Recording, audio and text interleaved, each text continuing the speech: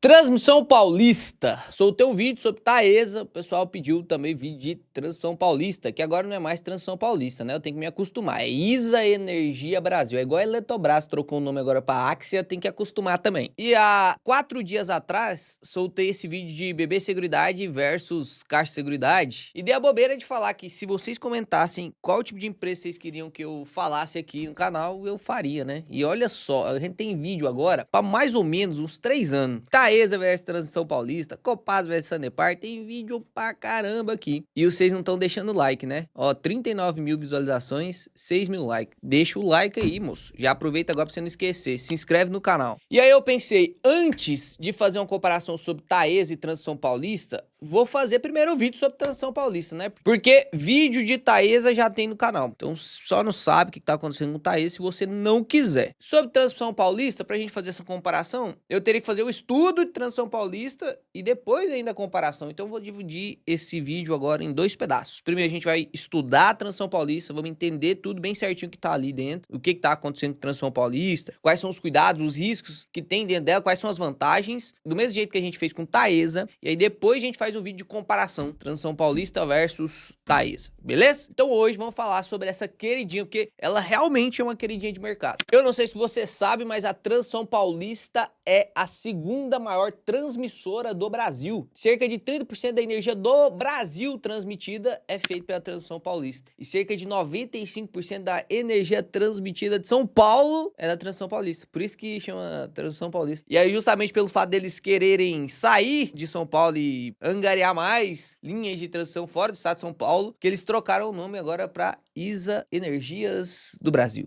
E aí, quando você abre os dados de Transição Paulista, você vê um PL de 6, a média do Ibov tá na casa dos 12, PVP abaixo de 1 e um dividend yield de 2 dígitos. Você fala assim, caramba, tá barato demais esse trem aqui, vou comprar esse negócio. Eu sou louco, eu sigo dica. Eu quero ver alguém falando em algum lugar sobre ela só para ter o meu viés de confirmação confirmado. E aí calma aí, a gente vai falar sobre todos esses indicadores. A gente vai entender se esse aqui é o PL real da empresa mesmo. A gente vai ver se realmente faz sentido tudo isso. E vamos entender se depois dessa alta que aconteceu neste ano em Transição Paulista, que foi inclusive abaixo do Ibov, 34% no ano, se ainda faz sentido você olhar para ela como uma boa transmissora para aportes no momento. Quero deixar bem claro que nada disso aqui é recomendação de investimento, nem para você comprar, nem para você vender, nem para você manter. Isso aqui é tudo de caráter didático para você, de uma vez por todas, parar de depender de videozinho do YouTube, de consultor, de assessor e conseguir fazer minimamente os seus estudos. Minimamente. Os documentos que eu estou acessando são todos públicos. Não é um segredo de estado para ninguém. Você consegue fazer também. E é justamente isso que eu quero te ensinar aqui no canal. Só você pegar na minha mão aí. Eu pegar na minha mão, no digital, é clicar no se inscrever. Então, primeira coisa importante que a gente tem que saber sobre Transmissão Paulista. Quando você entra aqui no site de relação com os investidores e vem aqui em governança corporativa e clica em composição acionária, a gente vai ver um negocinho muito interessante. Olha isso aqui, a composição acionária da Transição Paulista, da ISA Energia Brasil. Olha só, das ações ordinárias, que são aquelas que dão direito a voto, 89,5% está na mão da ISA Capital do Brasil. Sabe que empresa é essa? É uma empresa que tem seu sócio majoritário Estado da Colômbia. Então, meio que é uma estatal. Controle colombiano. O restante dos 10,5% fica na mão de Eletrobras, 9,73% da Eletrobras, que agora não chama mais Eletrobras, eles vão ter que trocar o nome aqui para Axia, e só 0,7% que está na mão de outros. Quando a gente olha a liquidez da ISA 3, da ISA E3, presta atenção, olha que doideira. Quando eu vejo a liquidez desse ticker, 84 mil reais diários. 84 mil reais. Você entende o que é isso? Que por dia, apenas 84 mil reais é negociado dessa empresa. Se você investe, por exemplo, ou tem mais dinheiro do que 84 mil reais investido em Transição Paulista, você não consegue negociar. Ou seja, o ticker 3 não vale para você. Não tem liquidez mínima necessária. Qual que é a liquidez mínima necessária? Para ações, meu amigo, você tem que ser exigente. Porque para fundo imobiliário, que é muito menor, a gente cobra 1 milhão de liquidez diária. Para ação, o mínimo também tem que ser 1 milhão. O mínimo. 84 mil de liquidez diária inviabiliza seu aporte. Não tem como, não tem jeito. Porque essa movimentação são só desses 0,77 de free float que são outros detentores. Então não faz sentido. Os donos, que o majoritário é o Estado colombiano e Eletrobras, que é o minoritário do finalzinho 3, não mexe nas suas ações, então ela não vende, não negocia. Então quando eu vou investir em Transição Paulista, em Isaí, eu tenho que comprar o quê? Finalzinho 4. Porque, ó, o controlador tem só 1,23% e as ações de circulação, que é o free float, ou seja, disponível para as outras pessoas comprar, a Eletrobras comprou 30% da final 4 e 70% está sendo negociado no mercado. Eu, você, Mariazinha, Joãozinho, todo mundo que está assistindo esse vídeo aí, tem a possibilidade de comprar, negociar. E aí, quando a gente olha a liquidez da final 4, olha lá, 32 milhões. Aí essa aqui você consegue negociar. Essa aqui até o Barsi consegue negociar, na verdade, com algumas limitações, porque ele tem muito dinheiro, mas até ele consegue negociar isso aqui tranquilo. E aí, eu já quero chamar a atenção para você de uma coisa que é muito importante dentro das empresas, que é o seu nível de governança, o famoso ESG,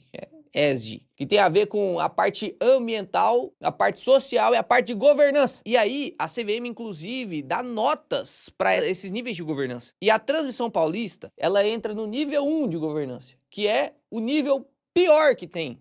Antes, pior desse tem o tradicional, né? Mas quase nenhuma empresa mais existe no tradicional. O que é o nível 1? Você não tem a obrigatoriedade de promover tag along nas ações preferenciais e nas ações ordinárias você pode dar só 80% de tag along. Então olha que doideira. A final 3 tem 80% de tag along. A final 4 tem 0% de tag along. Tag along é uma proteção para o acionista minoritário. Não vou explicar bem direitinho o que é tag along aqui, não cabe nesse vídeo. Se você quiser aprender tag along, é só você se inscrever no canal, porque vai ter vídeo de tag along aqui no canal, te prometo. Se não tem já, né? Provavelmente já deve ter. Mas resumindo, para não ficar um buraco aí no seu hipocampo, você não conseguir fixar essa memória, tag along é uma proteção para o acionista minoritário, eu, você, nós que compramos pouco, né, que não compramos bilhões de reais nessas empresas, porque se o controlador vender, ou seja, se aqui, ó, se a ISA, capital do Brasil aqui, quiser tomar alguma decisão de venda, você consegue vender pelo mesmo preço do que ela vendeu se o tag along for de 100. Se o tag along for de 80, eu consigo vender pelo mesmo preço de 80% daquilo que a empresa vendeu. Se a empresa vendeu a 100 reais a ação, eu tenho o direito de vender 80. Eu consigo obrigar o cara que está comprando do controlador a comprar de mim também 80%. E quando o tag along é 0, eu não tenho direito de obrigar ninguém a comprar a minha ação. Então, se o controlador foi lá e vender essas ações, sei lá, a que preço for, eu não tenho direito de vender pelo mesmo preço. E aí, a empresa troca de controlador e eu fico lá, eu minoritário, abanando a mão. Não sei se o controlador agora é bom ou não. Então, é uma proteção do minoritário. Quer mais detalhe? Procura vídeo no canal aí que já tem. E aí, olha que doideira. Transição Paulista, no final 4, não tem tag along. E aí eu sempre lembro de uma frase do Warren Buffett. Vou citá-la aqui, não foi exatamente com essas palavras, mas o que ele quis dizer. A gente normalmente subestima riscos de empresa e a gente só consegue percebê-lo depois que a gente passa por ele. Então tem muita gente que vai olhar aqui e vai falar assim, pô, mas isso aí não é risco não. A tag along de 0% não é risco não, é tranquilo, tá de boa. Até chegar o dia em que você precisa do tag along e você não tem.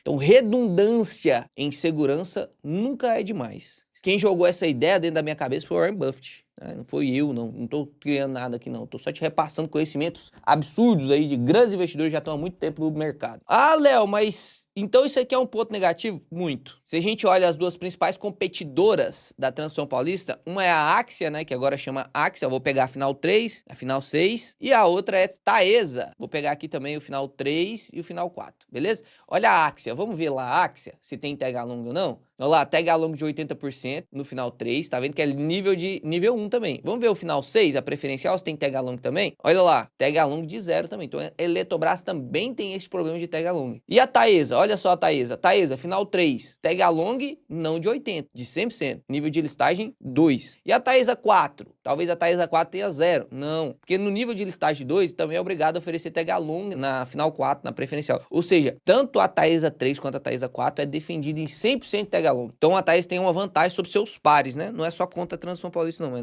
na Axia também. Dito isso, vamos para os indicadores operacionais da Transição Paulista. E depois a gente passa aqui pelo PL, que eu vou te ensinar a calcular o PL real. Toda vez que você vê um PL que tá muito barato, tem que calcular. Não dá para você olhar aqui e confiar cegamente. Não tem como. Para com isso, para com isso. Olha só, quando a gente olha a margem líquida dessa empresa, realmente é uma margem líquida impressionante. As transmissoras em geral têm margens líquidas muito altas. E a margem líquida da Transmissão Paulista é maior do que da Axia, né? Maior do que da Eletrobras. É a capacidade dela de gerar receita, lucro. Para uma receita virar lucro, tem custo aqui no meio. Então, quanto mais da receita eu consigo virar lucro, imagina, se eu tenho R$100 de receita e faço virar R$100 de lucro, significa que eu não tenho custo nenhum. Isso aqui não existe. Tem que ter algum custo, existe, não é verdade? Então, ó, se eu falo para você que a Transmissão Paulista tem 35% de média de margem líquida, significa que cada R$100 que ela tem de receita, ela consegue transformar esses R$100, depois tirar dos custos, em R$35 de lucro. Quanto maior a margem, melhor. 35% de margem é margem demais. É muito bom. Quando a gente olha para a média do ROI da empresa, também gira em torno da casa aí dos 12% a 18%. Tem alguns momentos aqui que estavam atrelados ao IGPM, que também aconteceu com todas as outras transmissoras, os ajustes de contratos a IGPM, que foi algo não recorrente, que não vai acontecer mais daqui para frente, porque com os contratos renovados, esses IGPM sairão dos contratos, vai ser atrelado a IPCA, e não precisa entender muito bem isso aqui agora não, depois eu te explico isso. Então a gente teve realmente um ROI mais alto nas transmissoras em 2020 e 2021, mas o ROI normalizado aí da Transmissão Paulista, desconsiderando esses 2 anos, fica em torno de 12, 18, né? Chega a bater 18 aqui. A gente vai pegar uma média aí de 15% de ROI, ótimo também. Um ROI absurdo, não é um ROI baixo não, 15% de ROI é muita coisa. O ROI é o retorno sobre patrimônio líquido, é o quanto do meu patrimônio líquido eu consigo fazer de lucro. Quanto maior o meu ROI, significa que eu preciso de menos dinheiro no patrimônio líquido para gerar muitão de lucro. Quanto menor é porque eu preciso de muito patrimônio para gerar um pouquinho de lucro. 15% é uma margem muito boa, que inclusive também é maior do que a Eletrobras. E agora vamos calcular lá o PVP da empresa real. Lembra que eu falei para você que eu ia te ensinar? Então, para isso, você precisa entrar aqui no Central de Resultados, baixar o release de resultados dela aqui do terceiro trimestre de 2025 e a gente vai fazer algumas projeções.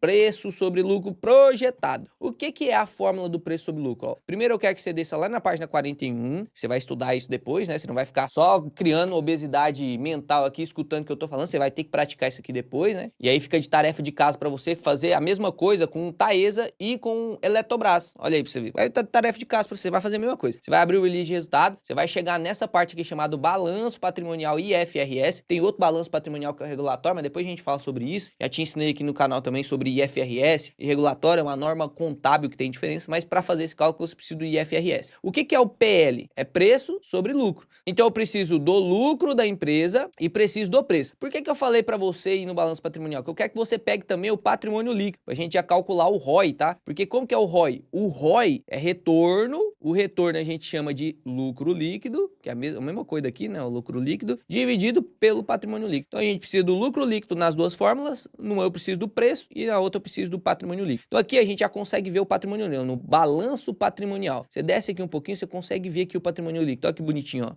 Patrimônio líquido aqui, ó, IFRS 21,4 bi, tá? Então eu vou deixar anotado aqui, 21,4 bi de patrimônio líquido. E agora o preço, como que a gente calcula o preço? O preço nada mais é do que o market cap. Market cap, que é o preço de mercado. A gente tem isso muito fácil lá no Investidor 10, ó. Valor de mercado a gente tem aqui, ó. O que é o valor de mercado? É o número total de papéis, o número de ações que existem, que a gente viu lá na composição acionária, ó. A gente tem aqui, ó, 658 mil ações, juntando as PNs, que são as preferenciais, e as ONs, que são as ordinárias. Então aqui, 257 milhões de ações ordinárias, 400 milhões de ações preferenciais, no total 658 milhões de ações. Logo, a gente tem 658 milhões de papéis. Vezes o preço médio, porque esse valor aqui tem que ser multiplicado pelo preço do final 3 e este valor aqui tem que ser multiplicado pelo preço do final 4. E a gente chega aí no valor de mercado de 19 bilhões. Então olha que fácil. Olha que fácil que você tá aprendendo, hein? Olha só que fácil. O preço a gente já chegou aqui no valor de 19,6 bi. Então vou anotar aqui também, ó, 19,6 bi. Então agora a gente só precisa calcular o lucro líquido. Olha que fácil. E como que eu faço para calcular o lucro líquido? Agora a gente vai lá na DRE do regulatório. Léo, por que essa diferença? O que é DRE? DRE é demonstração de resultado do exercício. Demonstração R.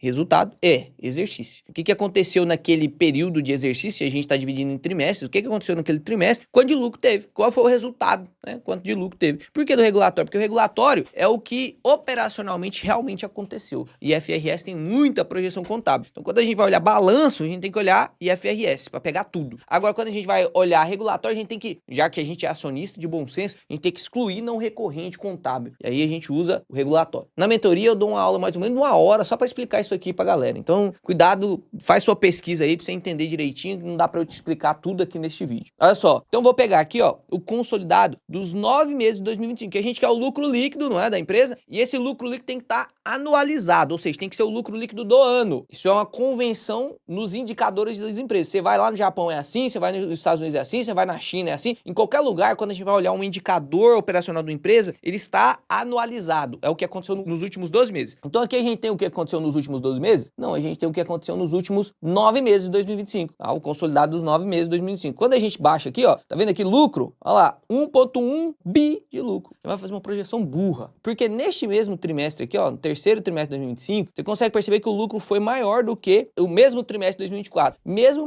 trimestre de 2024 tendo a receita maior. Só que o principal fator de fazer o terceiro trimestre de 2025 ter um lucro 27% maior, tá vendo? 27% maior. Todo mundo fica, oh meu Deus, 27%. Mas olha só o que foi que aconteceu. A receita operacional líquida foi menor, o resultado operacional foi menor, o EBITDA foi menor. O que fez o lucro ser maior foi uma restituição do imposto de renda. Então lá no mesmo trimestre do ano passado, ele teve que pagar 110 milhões de imposto. E neste ano ela teve uma restituição de 39 milhões. Então foi o resultado de 139 milhões acima do ano passado só de imposto. Isso não é recorrente. Então aqui o resultado real mesmo seria 550 menos 139, para poder ficar justo. O que teoricamente faria com que o resultado do mesmo trimestre do ano anterior tivesse sido melhor, tá? Mas, enfim, vamos considerar que vai ser assim mesmo, só para você entender. Então, considerando este resultado aqui, a gente teria nos 3 primeiros meses 1,1 bi. E aí, uma regra burrinha, é só você fazer assim, ó, dividir 1,1 bi dividido por 3, porque foram 3 trimestres, daria 366 milhões por trimestre. E aí a gente multiplica por 4, porque a gente quer anualizado. Cada trimestre é assim, um ano tem quantos trimestres? 4. Então a gente multiplica por 4 para ver o quanto que teoricamente vai lucrar em um ano. Deu 1,466. E aí eu vou arredondar aqui para 1,5 bi, beleza? Então o lucro projetivo no ano, assim, fazendo uma projeção bem tranquila, né? Bem tosquinha aqui, só para você entender, 1,5 bilhões de reais. Então vamos voltar lá na nossa página, lá embaixo. Ó, agora a gente já tem o lucro líquido, hein? Se a gente já tem o lucro líquido, ó, eu tenho o preço e eu vou dividir pelo lucro líquido. E aí eu tenho aqui também o patrimônio e vou dividir pelo lucro líquido. Olha que bonitinho, tanto que é fácil, né? E você sempre dependeu dos outros para calcular para você e agora você aprendeu. Ó, vamos calcular o ROI. 1,5 dividido por 21,4. O ROI, neste momento, está de 7%. Neste momento. E, Léo, eu posso usar o patrimônio líquido regulatório? Pode. O patrimônio líquido regulatório, lembrando que você tem que fazer essas considerações que eu já te avisei, né? A gente consegue ver que é o patrimônio líquido regulatório de 10 bi. Então ficaria 1,5 dividido por 10. E aí vou arredondar ali, né? 10,2 bi. 1,5 dividido por 10,2 daria um ROI de 14,7. Percebe então que a média de ROI calculada lá no Investidor 10 é sobre o patrimônio líquido regulatório, beleza? Importante você saber disso, né? E quando a gente olha aqui o preço sobre o lucro líquido, que nada tem a ver com IFRS, então a gente tá vendo o PL mesmo da empresa, né? O lucro líquido sobre o preço que ela tá sendo negociada, olha lá, 19,6 bi dividido por 1,6. Dá um PL de 13,06. 13,6. Isso aqui a gente pegou os dados agora, né? O preço agora, dividido pelo lucro agora. Então, quando você olha aqui o PL está de 6,25, ele é real? Nossa, Léo, então quer dizer que eu não posso confiar em nenhum. Não, é porque são calculados através de médias, né? Então, às vezes, não é aquilo que você realmente quer olhar. Você quer realmente olhar o lucro líquido regulatório da empresa, sobre o preço que ela está custando, ou seja, se você quer olhar o lucro que realmente a empresa consegue fazer operacionalmente sobre o preço que ela está custando, tá de 13. Agora, se você for olhar o lucro IFRS, fazer ajuste contábil, que é o que essas plataformas fazem, aí tá um pouquinho mais barato. Você vai contar com o ovo e a galinha, que eu não posso mais falar aquele ditado que minha princesa briga. Você vai contar?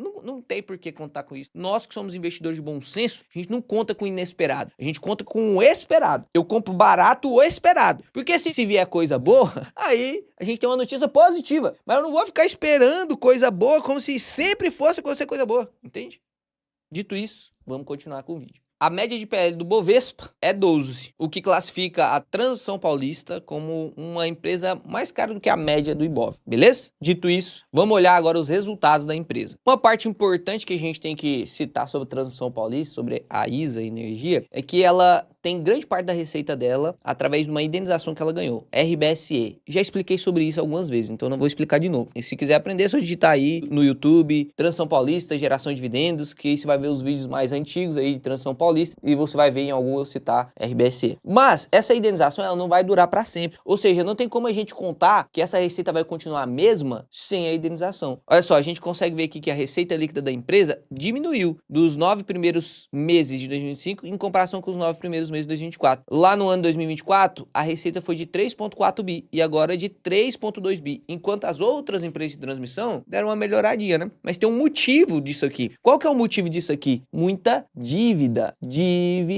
e cortes da ANEEL sobre a RBSE. Olha só, a gente consegue ver aqui, a receita líquida operacional sem RBSE no ano subiu um pouquinho, ó, de 1,7 bi para 1,73 bi, tá vendo? Então subiu aqui em torno de 1%, tá? 1,5%, tá aqui, ó, escrito. Só que a RBSE, que praticamente é 50%, né? Olha lá, 50% da receita praticamente, diminuiu 5% por conta de uma regulamentação da ANEEL e vai continuar diminuindo, inclusive vai diminuir mais uma vez agora em 2026 e depois em 2028 vai cair drasticamente. E aí por isso que a empresa está aí tão endividada. Por quê? Porque ela tá pegando dinheiro emprestado, emitindo debênture para construir projetos, e a gente vai chegar lá, vou te mostrar, justamente para substituir essa receita aqui, ó. Porque imagina só, você hoje está precificando a Transação Paulista com essa receita. Só que essa receita, metade dela é artificial, não é operacional. Ela é através de uma indenização. E se chegar em 2028 e a Transação Paulista ficar de braço cruzado, ela vai ficar só com a receita operacional aqui, ajustada pelo IPCA, se ela não construir, não investir nada, né? E aí imagina só uma empresa que você teoricamente está recebendo 3,2 bi de receita cair para 1,7. É ruim. Então é óbvio que a Transação Paulista sabe disso. É óbvio. E ela tá dando seus pulinhos para poder substituir e aumentando aqui a receita operacional líquida. Ó, em 2026 ela sobe mais um pouquinho, 2027 mais um pouquinho, em 2028 ela consegue substituir o que era a RBSE para receita operacional líquida, né? Então imagina se lá em 2028 ela continuar com 3,2 bi de receita operacional, só que agora toda líquida. Isso é bom, né? Apesar de que, olhando assim, falando daqueles investidores que querem um ganho recorrente sobre as suas ações, expectativa recorrente de retorno, imagina, daqui a 3 anos, se ela conseguir fazer 1,5 bi de receita a mais nos 3 primeiros trimestres, ela só vai manter o que ela já produz hoje. Então você está comprando um negócio que daqui a 3 anos ela vai manter o que ela está produzindo hoje. Tem que levar isso em consideração, tá? Não tem como a gente ignorar isso. Aqui o indicador de eficiência dela diminuiu. Isso não quer dizer que a eficiência diminuiu, né? O indicador de eficiência ele é ao contrário, ele é paradoxal. Quanto menor o indicador, maior é a eficiência da empresa, porque leva em consideração o custo sobre a receita líquida. Então quanto menor for, significa que ela está gastando menos dinheiro. Olha só, aqui era 33,5% sobre a receita e agora é 31%, porque diminuiu os custos, tá vendo? De 570 milhões para 550 milhões. Ou seja, ninguém tá falando que a Transação Paulista aqui é ruim. Tem alguns pontos de perigo? Tem. A gente tá vendo aqui no decorrer aqui do relatório. Mas é uma empresa que entregou bons retornos. Você consegue ver aqui que nos últimos 10 anos ela entregou 451% de retorno. Isso aqui fica mais alto do que o IVVB11, hein? Mais alto do que quem investiu no ETF lá, IVV nos Estados Unidos. E tanto fala que o Brasil não consegue bater, né? Foi uma empresa que conseguiu bater retorno sobre o equity, que é o ROI, de 15% histórico aí, mais de 10 anos fazendo isso, o que realmente gera muito retorno para o acionista. E ainda pagando aí com um payout médio aí de 40% a 50% bons dividendos. Então, reduzindo o seu risco atrelado à empresa e entregando bons retornos. Então, é uma empresa sim que tem uma gestão muito boa, inclusive otimizando os seus custos para manter uma margem mais alta. Quando a gente chega no resultado financeiro, ó, aqui a gente vê um dos problemas,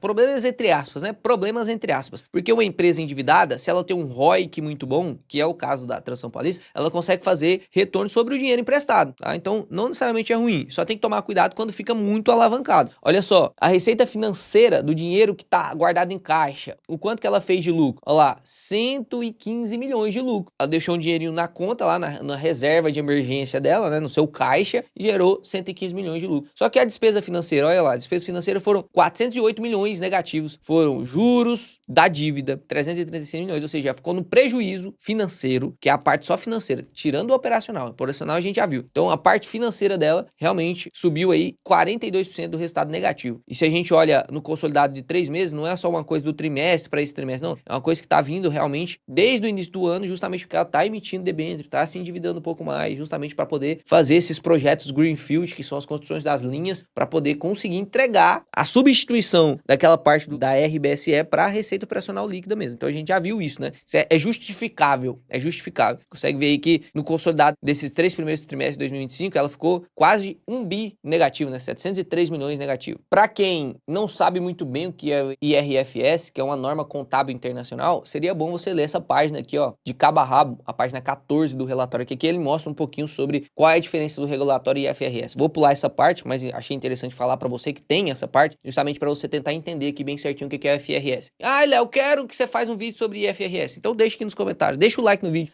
Pelo amor de Deus, se inscreve no canal aí. Não faz sentido você não ser inscrito no melhor canal de investimento do Brasil. Aqui eu vou te ensinar todo dia uma coisa nova. Isso é parte do meu propósito. Todo dia eu não te ensinar uma coisa nova, aí você se desinscreve do canal, beleza? Aqui a gente chega na parte da dívida, que é importante, tá? E aí, antes da gente ir para um outro ponto que eu quero mencionar com vocês, pra gente fazer o cálculo de preço teto, valor intrínseco aqui da empresa, e aí chegar na minha conclusão de preço justo para essa empresa aqui, a gente vai dar uma olhada na dívida líquida. Olha só, o quanto que a dívida líquida subiu de um ano para o outro, ó, de dezembro de 2024 para setembro de 2025. 26% da dívida aumentada, né? Foram 2,6 bi a mais de dívida. E todo esses 2,6 bi, né, praticamente todo ele vem no longo prazo, o que é tranquilo para empresas de transmissão, porque a receita operacional líquida dela vem de RAPs. RAP significa receita anual permitida. O modelo de negócio das transmissoras é muito previsível, então é fácil pegar a dívida porque você consegue jogar ela para o longo prazo e aí você consegue atrelar a frequência dos seus pagamentos, o quanto que já é previsto para poder quitar a dívida. Isso gera retorno aos acionistas. Tanto que você vai ver tanto a transmissão quanto a Eletrobras, quanto a Transmissão Paulista com dívidas muito altas. Você olha lá o patrimônio total da empresa, né, passivo mais patrimônio líquido, você vai ver que o patrimônio líquido da empresa às vezes é menor do que o passivo da empresa. Significa que ela tem mais dívida do que o que ela tem de patrimônio líquido, que é o dela mesmo, né? Por quê? Porque faz muito sentido para essas empresas operarem muito alavancadas. Aqui a gente consegue ver o quanto ela tem de caixa e o cronograma de amortização. Então tá tranquilo, ó, até 2028 tá tranquilo aqui os pagamentos, só o caixa dela já consegue quitar todas essas dívidas. Não é uma dívida muito grande? É, mas tá apertado no cronograma? Não, o problema fosse se tivesse que quitar esses 12 bi aqui, ó, em 2025. Aí é problema. Mas como não é assim, a gente consegue entender que a geração de caixa da Transmissão Paulista vai ser o suficiente para pagar a dívida. É suficiente para pagar a dívida e sobrar retorno para acionista? Aí já é outra história, né? Aí a gente entra no Warren Buffett falando sobre o fluxo de caixa livre aos acionistas, que é o famoso lucro líquido, a gente vai projetar ele, tá? Grande parte da dívida da empresa, 58%, é atrelada ao IPCA. Hoje ela tá levando pancada no CDI, né? 37% com CDI ao preço que está, é caro pra caramba, mas a tendência do CDI é cair, porém como tá atrelada também ao IPCA, e as últimas dívidas que ela fez, deu a média para ela de IPCA mais 6,6, significa que quando a Selic começar a cair, pode ser que o IPCA suba, né? Então meio que a capacidade de dívida dela, quando cai CDI, sobe IPCA, meio que fica rebalanceado. Só que é óbvio que ela tem muito mais IPCA, então no momento a dívida está mais barata do que se ela tivesse tudo em CDI, e aí, quando o CDI começar a cair, provavelmente a dívida dela fique mais cara se o IPCA subir, né? Então a gente tem que observar isso aí. Que a gente consegue ver os investimentos que ela está fazendo, olha que doideira, reforço e melhoria e Greenfield. O que é reforço e melhoria? Já tem lá os postes de transmissão, e aí ela tem que fazer melhoria para passar mais energia. Isso dá dinheiro também para as empresas. Inclusive, esse é o que mais dá dinheiro para a Transmissão Paulista. 95% do estado de São Paulo é abastecido pela Transmissão Paulista. Então ela já tem as concessões prontas e ela vai fazendo reforços e melhorias. Isso dá muito dinheiro, muita receita. Outra coisa, o Greenfield não tem os postes. E aí eu vou colocar os postes, vou construir os postes. Então o Greenfield são linhas de transmissões novas e as melhorias são reforços onde já existe uma linha transmissora, né? E a gente consegue ver aqui que os projetos Greenfield aumentaram pra caramba. Desses 300 e poucos milhões aqui de aumento nos investimentos, quase todos foram para Greenfield, né? Quase tudo. E aqui a gente consegue ver a diferença, o que é melhoria, o que é reforço, né? Consegue ver que os aportes que foram feitos nesses 9 primeiros meses de 2025, 1,1 bi só em reforço e melhoria. E aqui nos projetos Greenfield, 2,2 bi só em projeto Greenfield, que é erguer do zero. Daqui a gente consegue ver os projetos que estão em obras. Então, olha o tanto de projeto em obra e projetos que ainda estão em licenciamento ambiental. A gente consegue ver que a RAP que vai ser gerada desses projetos são grandes. 1 bi de RAP. 1 bi de RAP, então muita coisa, né? Esses projetos têm vencimentos aí de 30 anos, então imagina, o CAPEX total de investimento vai ser de 12 bi. Ela vai ter que investir 12 bi para poder ganhar 1 bi por ano. Nossa, Léo, compensa? Compensa, sabe por quê? Esse 1 bi por ano, ele é ajustado IPCA e dura 30 anos. É como se ela fosse investir 12 para ganhar 30, ajustado pelo IPCA, entende? Aqui a gente consegue ver a RAP, como é composta essa receita anual permitida. E olha só que bonito isso aqui, ó. Aqui ela divide, faz um gráfico bonitão. A gente tem as licitadas, ou seja, coisas que já está funcionando, concessões licitadas que já estão funcionando, que geram 28% da receita. Pega que a receita é R$100, R$28 são das concessões licitadas. Aí a gente tem esse crescimento orgânico. O que é esse crescimento orgânico? É coisa que eu consigo adquirir ou consigo renovar o contrato de uma coisa que já existia minha, ou consigo fazer reforços e melhorias numa coisa que já era minha também. E consiste a 26% da receita da empresa. Então, hoje, isso aqui é a empresa de verdade, ó. Isso aqui é a empresa de verdade, tá? Isso aqui é a receita operacional da empresa de verdade.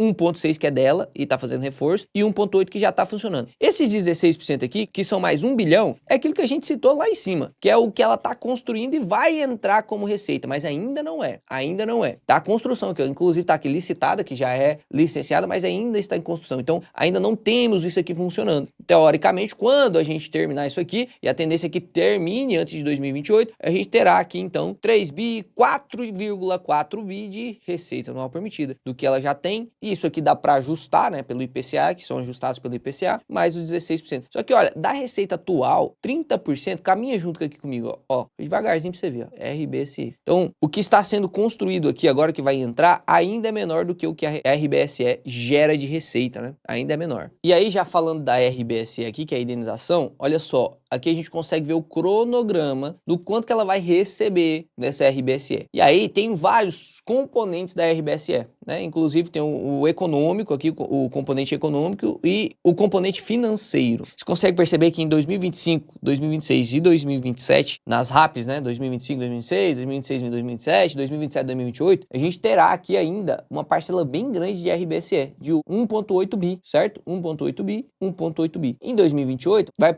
cair para componente só econômico e vai cair, inclusive, para 372 milhões, abaixo do que é o componente econômico hoje. E isso vai continuar até 2033. Em 2033 vai acabar também e aí não vai ter mais RBSE, beleza? Então, perceba, a gente tem esse período de tempo aqui da transição paulista para ela substituir essa receita que advém da RBSE para receita operacional líquida. Ela já está fazendo isso, tanto que ela está construindo aqui e já vai repor antes de 2028 1 bi. Ainda faltam uns cadiquinhos, né? Mas ela tem capacidade aí com grandes investimentos, inclusive pode ser que ela opere com ainda mais endividamento, porque hoje a dívida líquida sobre a EBITDA já está em torno de 3,4, pode ser que ela suba ainda mais, até 5, tem que tomar cuidado acima de 4, né? Mesmo nas empresas transmissoras. O nosso crivo é 3 para baixo. Empresas transmissoras a gente suporta até 5, mas 4 já começa a ficar perigoso, né? Já começa a ter que ter mais atenção, mais cuidado e tal. Então ela pode ser que endivide-se mais para conseguir repor mais ainda essa receita. Dito isso, a gente precisa, antes de fazer qualquer tipo de tomada de decisão, você que tem ou você que não tem, né? Lembrar que quando você for fazer suas continhas, que eu vou te ensinar a fazer as continhas aqui agora, mas quando você for fazer suas continhas, você tem que levar isso aqui em consideração, né? Você tem que levar em consideração que lá em 2028 isso aqui vai diminuir. Então a gente vai fazer primeiro uma simulação como se não existisse RBSE e aí depois a gente joga a RBSE lá dentro, tá? Para isso, a gente tem duas maneiras de calcular o preço teto de uma empresa aqui que a gente faz facilmente. Preço teto projetivo, que é aquela visando dividendos, e essa visando dividendos vai dar muito boa na Transição Paulista, afinal, a gente tá olhando pro próximo ano, então a gente não tá olhando pro futuro, né? A gente precisa olhar pro futuro. E aí a gente tem o valuation com o fluxo de caixa futuro. E aí você pode usar qualquer tipo de caixa que você quiser. Ah, eu quero usar o fluxo de caixa livre, eu quero usar o fluxo de caixa descontado, eu quero usar o fluxo de caixa livre aos acionistas, como o Warren Buffett diz, que é o lucro líquido. Então você pode usar vários tipos de fluxo de caixa. Inclusive a gente estava estudando sobre PRIO, né? A gente estava jogando dados aqui, fazendo simulações, e agora a gente vai fazer então sobre ISAE 4. E aqui a gente vai jogar algumas informações, porque primeiro eu quero saber qual que é a taxa de crescimento esperada da empresa, até pra gente jogar lá. Você precisa fazer essa conta? Não, você pode colocar o número que você acha que vai crescer anualmente, né? Em geral, o ROI da empresa, na média, foi de 12% a 18%. Eu vou jogar 15% aqui, e o payout médio da empresa de 40%. Ou seja, a taxa de crescimento esperada da empresa fica em torno de, dependendo do ROI que você usa, né? Por exemplo, se eu usar um ROI de 12, em torno de 7,20. Se eu usar um ROI de 18, parte otimista, 10,8. Então vou usar o de 115, e aí fica mais conservador, 9%. Então eu vou vir aqui, ó, na parte de crescimento e vou substituir por 9%, beleza? Taxa de perpetuidade você pode usar de 1 a 4%. No caso das empresas de transmissão, 3% é um valor ideal, tá? Essas empresas que se reajustam pelo IPCA,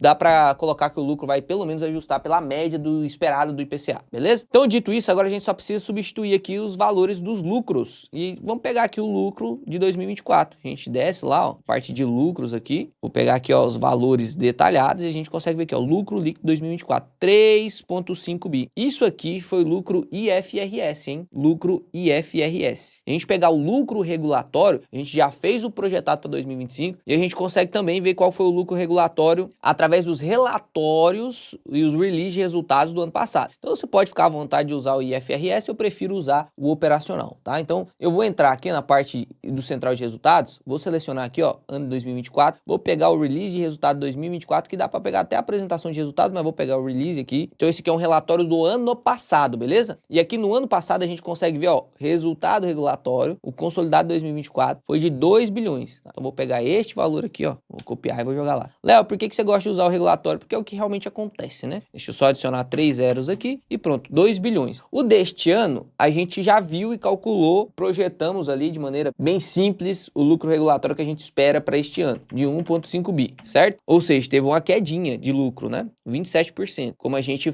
discutiu. E aí, a gente já consegue ver aqui a projeção para os próximos anos. Então, se crescer 9%, que é o crescimento esperado, o próximo ano o lucro líquido vai ser de 1,6, 1,7, 1,9 e na perpetuidade teria um fluxo de caixa de 16 bi, o que teria um valor de 25 bi. Só que o que a gente precisa é ajustar essa expectativa aqui para valor presente. Então, tem que trazer isso aqui a valor presente. As fórmulas estão aqui, ó. Você pode pesquisar sobre isso também, tá? Valor presente líquido. Se quiser também aprender isso aqui com eu te ensinando, só você ficar esperto para entrar na próxima turma da mentoria. Vai abrir só ano que vem, sei lá quando, mas fique esperto. Então, trazendo isso aqui a valor presente, fica 13 bi. E olha só que loucura, se a gente usa aqui uma taxa de desconto de 15%, que é a taxa Selic hoje, né? Taxa livre de risco hoje, a gente vê aí o preço projetado por ação de R$ 20,61. Então, teoricamente, isso aqui seria o preço justo com essas premissas. Ah, Léo! E aí o Damondaran tem uma frase muito legal, né? Olha só o que ele diz. Damondaran é um dos caras mais renomados para cálculo de valor futuro descontado a valor presente. Ele que criou, inclusive, essa nomenclatura do fluxo de caixa descontado e ajustou isso para descontar dividendos, por exemplo. Aqui a gente consegue ver que se a gente tem meio que uma matemática exata. Eu coloco os números, pau, deu um preço exato aqui, tá vendo? Preço exato. Só que as premissas são subjetivas. Eu coloquei 9 porque eu quis, eu coloquei 15 porque eu quis, e você pode ser mais ou menos pessimista. Por exemplo, ó, se eu for mais otimista, eu falo aqui que o ROI vai ser de 18%. Então a taxa de crescimento seria de 10,8%. Ou então eu sou mais otimista ainda. Mesmo sabendo que o ROI é 18%, eu acho que ela vai crescer mais de 10%, porque ela vai distribuir menos, ou porque, sei lá, por que eu acho, né? Eu sou otimista, eu sou doido, otimista. Então eu vou colocar aqui, ó, uma taxa de crescimento de 12%. Crescendo 12% ao ano e 3% na perpetuidade, o preço da ação, com essa premissa aqui, aí, sobe de 20 para 22. Isso seria o justo a pagar por ela, né? Se eu diminuir a premissa, não, eu quero cobrar dela, vou ser exigente para ela, para descontar o fluxo futuro a hoje, só 12%. Aí fica R$30 a cotação. Então depende do que você quer. Eu acho justo descontar a empresa de transmissão 15%, porque foi isso que a gente fez na Taesa, e eu acho justo você não ser tão otimista assim com a Transmissão Paulista. Por quê? Vou te explicar o motivo. Porque a gente tem um alto capex nessa empresa. Então pode ser que grande parte do resultado da empresa seja consumido por despesa financeira. E a gente viu o que está acontecendo agora, a despesa financeira cresceu pra caramba. Segundo ponto, não tem TH long.